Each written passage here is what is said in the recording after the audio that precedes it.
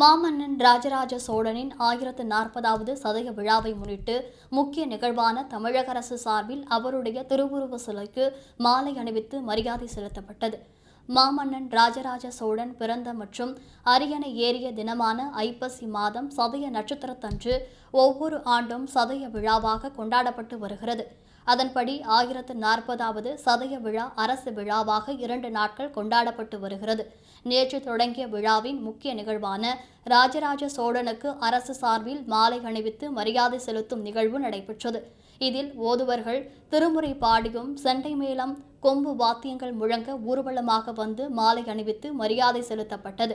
இதில் மாவட்ட ஆட்சியர் பிரியங்கா பங்கஜம், ஸ்ரீலசி கையிலை, மாசிலாமணி தேசிக, ஞான சம்பந்த, பரமாச்சாரிய சுவாமிகள் உள்ளிட்டோர் மாலை அணிவித்து மரியாதை செலுத்தினர். முன்னதாக கோவில் வளாகத்தில் இருந்து யானை மீது திருமுறை வீதி உலா தொடங்கி தஞ்சை நகரில் முக்கிய வீதிகள் வழியாக வலம் வந்தது. ஓதுவர்கள் திருமுறை பாடியதுடன் ராஜவீதி உலாவும் நடைபெற்றது. அதிகாரிச்சி என்று அதற்கு பெயர் கொடுத்திருக்கிறார். அது எங்களுடைய திருவியற்ற கல்வெட்டில் இருக்கிறது. ஆன்மீக அரசாகவே இந்த அரசு விளங்கி கொண்டிருக்கிறது.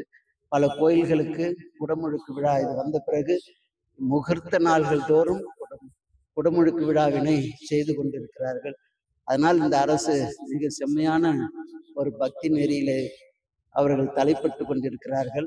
மாதந்தோறும் எப்படியாவது ஏதேனும் ஒரு நிகழ்ச்சியிலே முதல்வரை கலந்து கொள்கின்ற பெருமை நம்முடைய சேகர் பாபு அவர்களுக்கு இருக்கிறது. அதனால் அவர்கள் ஒரு ஆன்மீக அரசு என்றுதான் நான் ஆரம்பத்திலே சொன்னது போன்று இன்றைக்கு வரைக்கும் அவர்கள் செயல்படுத்திக் கொண்டிருக்கிறார். இதனிடையே தஞ்சை பெரிய கோவில் ராஜராஜ சோழன் சதய விழாவில் நந்தி மண்டப மேடையில் 1040 நாட்டிய கலைஞர்கள் நாட்டியாஞ்சலி செலுத்தினர்.